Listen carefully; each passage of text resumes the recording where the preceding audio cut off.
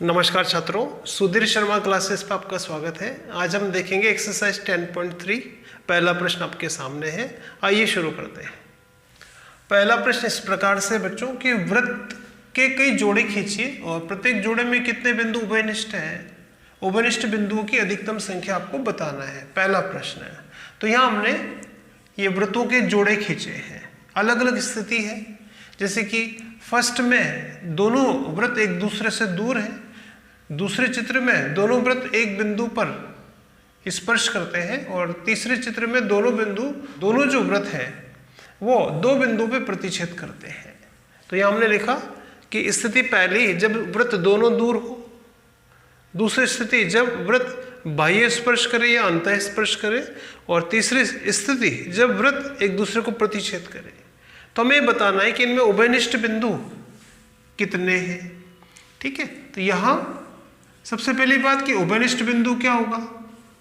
उभयनिष्ठ बिंदु का मतलब है कि ऐसा बिंदु जो दोनों वृत्तों पर हो। जैसे कि आप यहाँ देख रहे हैं कि बिंदु ए जो होगा ये दोनों वृत्तों पर है, इस वृत्त पर भी है और इस वृत्त पर भी है। तो हम कहेंगे कि जो बिंदु ए है ये दोनों वृत्तों का कॉमन पॉइंट है, उभयनिष्ठ है। तो जब वृत्त इस प्रकार से होंगे तो उनमें एक बिंदु उभयनिष्ठ होगा। तो जब वृत्त इस प्रकार से होंगे कि वो एक बिंदु पर स्पर्श करें एक दूसरे को, तो उभयनिष्ठ बिंदु की संख्या होगी एक। यहाँ क्योंकि वो दूर है, एक दूसरे को स्पर्श नहीं करते हैं, ना प्रतिच्छेद करते हैं, तो इनमें और इसमें कोई उभयनिष्ठ बिंदु नहीं है। तो यहाँ उभयनिष्ठ बिंदु की संख्या है 0, यहाँ पर है 1 और यहाँ दो बिंदु भी प्रतिच्छेद कर रहे हैं, तो उभयनिष्ठ बिंदु की जो संख्या होगी वो है 2। ठीक है बच्चों, तो यहाँ है उभयनिष्ठ बिंदु की संख्या 2, यहाँ पर है 1 और यहाँ पर है 0। और वो पूछ रहे कि उभयनिष्ठ बिंदुओं की अधिकतम संख्या क्या हो सकती है। तो उभयनिष्ठ बिंदुओं की अधिकतम संख्या 2 हो सकती है। अब देखते बच्चों दूसरा प्रश्न। प्रश्न इस प्रकार से है कि मान लीजिए आपको एक वृत्त दिया गया है, एक रचना इस वृत्त के केंद्र को ज्ञात करने के लिए दीजिए। ठीक है, आपको एक वृत्त दिया गया है और आपको इस वृत्त का केंद्र पता नहीं है। तो इस वृत्त का हम केंद्र कैसे निकालेंगे, इसके लिए हम क्या रचना इसमें करें कि इसका केंद्र हमें पता लगे। तो सबसे पहले रचना में हम लिखेंगे कि सर्वप्रथम वृत्त पर 3 बिंदु लेंगे। तो वो 3 बिंदु हम एक तो यहाँ लेंगे ए, एक यहाँ ले लेते हैं और एक यहाँ ले लेते हैं। तीनों बिंदु वृत्त की परिधि पर है, वृत्त पर है। तो पहली रचना हमें वृत्त का केंद्र पता लगाना है। इसको पता लगाने के लिए सबसे पहले हम वृत्त पर 3 बिंदु ए बी सी लेंगे, फिर ए को बी से तथा बी को सी से मिलाएंगे, फिर ए को बी से और बी को सी से मिलाएंगे।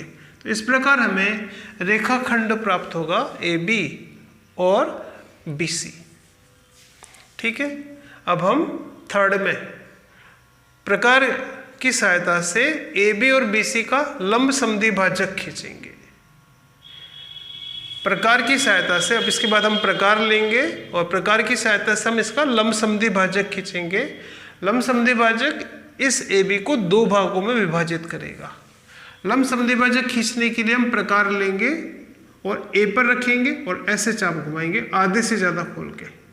ठीक है, आधे से ज़्यादा खोलेंगे और चाप घुमाएंगे ए पर रख के, फिर प्रकार को ए से उठा के बी पर रखेंगे। एक बार जो आपने प्रकार खोला, यहाँ रखा, आधे से ज़्यादा खोला, उसको कम नहीं करेंगे, अब बी पर रखेंगे और इसको काटेंगे। ठीक है, तो इस तरह से तो ये मिलाने पर हमें प्राप्त होगा इसका लंब समद्वि भाजक। लंब समद्वि भाजक जो होता है वो इस ए बी को 2 भागों में बांटेगा। इसी प्रकार हम बी सी का भी लंब समद्वि भाजक खींचेंगे। ठीक है, प्रकार एक बार बी पर रखेंगे, एक बार सी पर रखेंगे, आधे से ज़्यादा खोलेंगे और ऊपर चाप। प्रकार बी पर रखेंगे, आधे से ज़्यादा खोलेंगे, ऊपर भी चाप घुमाएंगे, नीचे भी। इसी तरह से आप प्रकार बी से उठा के सी पर रखेंगे और इसको काटेंगे। तो इस तरह से ये हमें प्राप्त होगा इस BC का समद्वि भाजक। समद्वि भाजक जो होगा इस BC को 2 भागों में विभाजित करेगा। अब हमें ये देखना है, आगे देखिए कि लंब समद्विभाजक का प्रतिच्छेदक बिंदु, जैसे आपने ये लंब समद्विभाजक खींचा और ये लंब समद्विभाजक खींचा, तो इनका जो प्रतिच्छेदक बिंदु है, जैसे कि यहाँ दोनों मिल रहे हैं, तो लंब समद्विभाजक का प्रतिच्छेदक बिंदु ही वृत्त का केंद्र होगा। इस प्रकार लंब समद्विभाजक AB का लंब समद्विभाजक और BC का लंब समद्विभाजक जहां मिलेंगे वो बिंदु कहलाएगा इस वृत्त का केंद्र, जिसे हम O से व्यक्त करते हैं। तो ये था बच्चों कि अगर हमें किसी वृत्त का केंद्र ज्ञात करना हो तो उसके लिए हम किस तरह से रचना करते हैं। तीसरा प्रश्न बच्चों ध्यान दीजिए, यदि दो वृत्त, प्रश्न इस प्रकार से है कि यदि दो वृत्त परस्पर दो बिंदुओं पर प्रतिच्छेद करें तो सिद्ध कीजिए कि उनके केंद्र उभयनिष्ठ जीवा के लंब समद्विभाजक पर स्थित होंगे। हमने चित्र बनाया है, दो वृत्त हमने यहाँ पर लिए हैं जिनके केंद्र O और O' है। तो आपको ये बताना है कि उनके जो केंद्र है वो उभयनिष्ठ जीवा, उभयनिष्ठ जीवा किसे कहेंगे, जैसे आप देख रहे हैं यहाँ पे AB, जो AB है ये इस वृत्त की भी जीवा है और इस वृत्त की भी जीवा है, दोनों की कॉमन है जीवा है, इसलिए इस AB को हम कहेंगे उभयनिष्ठ जीवा। एक बार फिर से प्रश्न समझिए कि यदि दो वृत्त परस्पर दो बिंदु पर प्रतिच्छेद करें, दो बिंदुओं पर काटे, जैसे कि यहाँ पे दो वृत्त हैं जो कि एक तो A पर काटते हैं और एक B पर काटते हैं, ठीक है, दो बिंदु पर काटे तो सिद्ध करो कि उनके केंद्र हैं O और O', उनके केंद्र उभयनिष्ठ जीवा है AB के लंब समद्विभाजक पर स्थित होंगे। तो आपको बताना है कि ये जो केंद्र है इनके जिस रेखा पर है, जिस रेखाखंड पर है, O' जो है वो इस AB का लंब समद्विभाजक है। तो दिया है मैं बच्चों हमने लिखा है कि इस चित्र में हम दो वृत्त देख रहे हैं जिनके केंद्र O तथा O' है, O तथा O' है, और ये जो दोनों वृत्त है ये दो बिंदुओं पर काटते हैं A तथा B पर, ठीक है। तो ये तो हमें दिया गया है कि दो वृत्त हैं, दो बिंदु पर प्रतिच्छेद करते हैं, इनके केंद्र O तथा O' है, और हमें ये सिद्ध करना है बच्चों कि AT बराबर होगा BT के। T बिंदु हमने यहाँ पे लिया है, हमें ये बताना है कि O' जो है इस AB का लंब समद्विभाजक है। अगर O' AB का लंब समद्विभाजक होगा तो AB को जो है O' दो भागों में विभाजित करेगा, यानी हमें सिद्ध करना है कि AT और TB आपस में बराबर होंगे, AT और BT बराबर होगा, तथा हमें बताना है कि लंब भी होगा ये इस पर, यानी यहाँ और यहाँ जो कोण बनेगा वो 90 का होगा। हमें सिद्ध करना है कि ये और ये कोण 90 डिग्री के होंगे, यानी कोण OTA और OTB जो दोनों कोण होंगे वो 90 डिग्री के हैं। तो बच्चों इसमें हम ये रचना करेंगे, इसमें रचना करेंगे कि A तथा B को O तथा O' से मिलाया, ये जो A है और जो B है, A को भी O और O' से मिलाया, B को भी O तथा O' से मिलाया।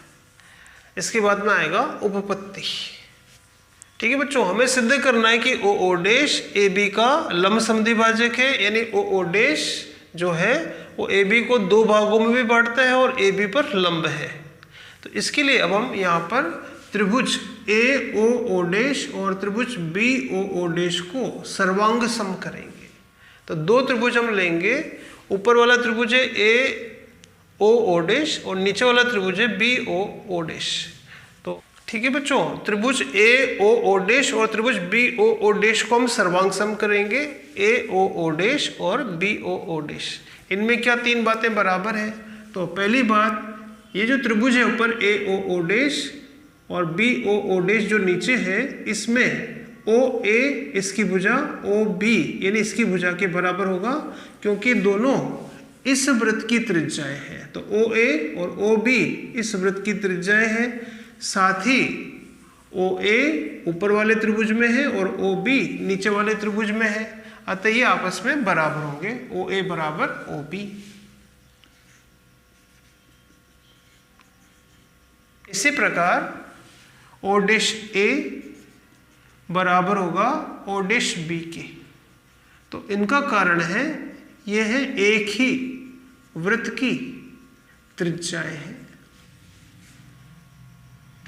और तीसरी बात जो दोनों में कॉमन है, देखिए ध्यान दीजिए, ओ डैश, ओ डैश दोनों त्रिभुजों में है। ओ डैश ऊपर वाले त्रिभुज की भी भुजा है और ओ डैश नीचे वाले त्रिभुज की भी भुजा है। तो तीसरी बात ओ डैश दोनों में है, कॉमन है, उभयनिष्ठ है। तो इसलिए हम कह सकते हैं कि इन दोनों त्रिभुजों में ये तीन बातें बराबर हैं, तीनों हमने भुजाएं ली हैं। तो इसीलिए हम कह सकते हैं त्रिभुज ए ओ डैश सर्वांग सम होगा त्रिभुज बी ओ डैश के। नियम लगेगा भुजा भुजा भुजा, सर्वांग समता नियम सही है। और सर्वांग सम त्रिभुजों के संगत भाग बराबर होते हैं तो हम कहेंगे कि इस ऊपर वाले त्रिभुज का ये वाला कोण और नीचे वाले त्रिभुज का ये वाला कोण आपस में बराबर होगा, क्योंकि संगत भाग सर्वांग सम त्रिभुजों के जो संगत भाग होते हैं वो बराबर होगा। इसलिए हम कह सकते हैं कि ये कोण, ये वाला कोण नाम होगा ए ओ डैश। ए ओ डैश बराबर होगा बी ओ डैश के। बी ओ डैश के सर्वांग सम त्रिभुजों के संगत भाग बराबर होते हैं। ठीक है बच्चों, यहां तक आप नोट करें। ठीक है बच्चों, अब हम सिद्ध करेंगे कि ओ डैश ए बी पर लंब समद्वि भाजक है। इसके लिए अब हम ले रहे हैं त्रिभुज, एक तो ए ओ टी, ये वाला ध्यान दीजिए, ए ओ टी त्रिभुज लेंगे और एक ये है त्रिभुज बी ओ टी। इन दो त्रिभुजों को सर्वांग सम अब हम करेंगे। पहली बात, इस त्रिभुज ए ओ टी में ओ ए और बी ओ टी में ओ बी आपस में बराबर है, क्योंकि दोनों इस वृत्त की त्रिज्याएं हैं। दूसरी बात ध्यान दीजिए, ओ टी इस त्रिभुज में भी है, ओ टी इसमें भी है, यानी कॉमन है। और तीसरी बात, अभी हमने सिद्ध किया था कि कोण ए ओ डैश और इस त्रिभुज का बी ओ डैश बराबर है। या इसको हम यूं लिख सकते हैं कि ये वाला जो कोण है ए ओ टी, कोण ए ओ टी है ना, ए ओ डैश नहीं लिख के इस कोण को हम ए ओ टी तक लिखेंगे, बराबर है कोण बी ओ टी के। तो इस प्रकार इन दोनों त्रिभुजों में भी तीन बातें बराबर हैं, जिनमें दो भुजाएं हैं, एक कोण है। तो इसीलिए त्रिभुज ए ओ टी सर्वांग सम होगा त्रिभुज बी ओ टी के। नियम लगेगा एस ए एस नियम, दो भुजाएं और उनके बीच का कोण बराबर है। और जब ये दोनों त्रिभुज बराबर हो गए, सर्वांग सम हो गए, तो हम कहेंगे कि इस त्रिभुज की भुजा ए टी इस त्रिभुज की भुजा बी टी के बराबर होगी। तो इसीलिए हम कह सकते हैं कि ए टी बराबर होगा बी टी के। ये पहली बात हमें सिद्ध करना था। तथा क्योंकि सर्वांग सम त्रिभुजों के संगत भाग बराबर होते हैं, इसलिए ए टी इस त्रिभुज की भुजा, बी टी इस त्रिभुज की भुजा के बराबर होगी। इसी प्रकार हम कह सकते हैं कि ये वाला कोण इस वाले कोण के बराबर होगा, यानी इस कोण का नाम होगा ए टी ओ। ठीक है, या ओ टी ए, कुछ भी कह सकते हैं। कोण ओ टी ए, कोण ओ टी ए बराबर होगा कोण ओ टी बी के। और दोनों कोण क्योंकि एक सरल रेखा पर बन रहे हैं और दोनों कोण बराबर हैं, एक सरल रेखा पर बने दोनों कोण अगर बराबर हो, सरल रेखा पर बने कोणों का योग 180 होता है, और ये दोनों अगर बराबर है तो दोनों आएंगे 90-90 के। तो इसीलिए ये वाला कोण इसके बराबर होगा और प्रतीक आएगा 90 डिग्री का। तो ये था बच्चों, इस तरह से था कि हमने इस तरह से सिद्ध किया कि ए टी बराबर है बी टी के और कोण ओ टी ए बराबर है कोण ओ टी बी के, क्योंकि सर्वांग सम त्रिभुजों के संगत भाग बराबर होते हैं।